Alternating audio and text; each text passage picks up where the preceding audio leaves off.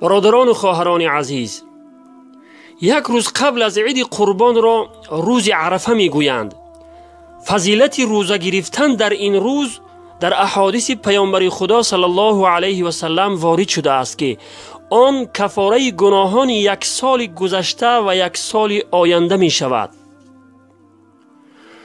برادران و خواهران عزیز، به این حدیث گوهربار پیامبر خدا صلی الله علیه و سلم خوب گوش اندازید.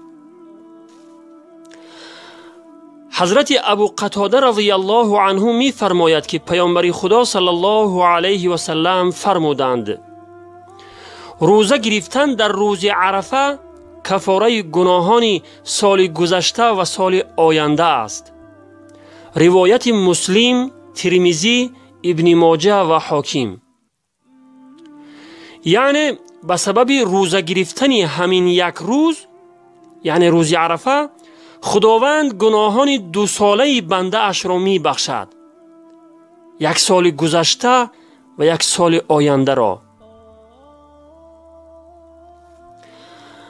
همه ما و شما می خواهیم که گناهان ما در پیشگاه خداوند بخشیده شود. خداوند بی نهایت با رحم است که با هر بهانه‌ای می خواهد گناهان بندگانش را ببخشد.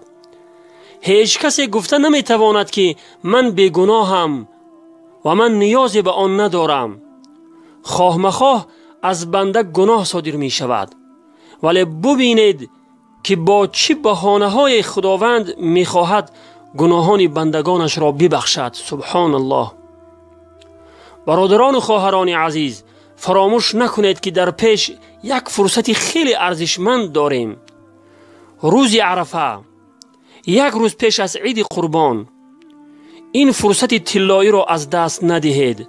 در این روز روزه بدارید و از خداوند طلب آمرزش گناهانتان را کنید و در وقت افطار برای خود و اهل و عیال و برای همه مسلمانان برای پیروزی اسلام و مسلمین دعا کنید که عزت و سربلندی را نصیب گرداند و ذلت و خواری را از سر مسلمانان دور کند و اتحاد و یک دستگی را نصیب مسلمانان گرداند.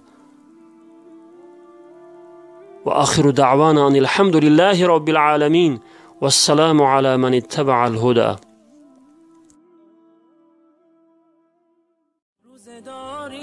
حکم شرع و سنت است، جزو رکن دین برای امت است. 11 ماه غرق بودی در گناه، فرصت است 1 ماه که برگردی به راه. با طلوع عطر ماه رمضان شکر خدای مهربان.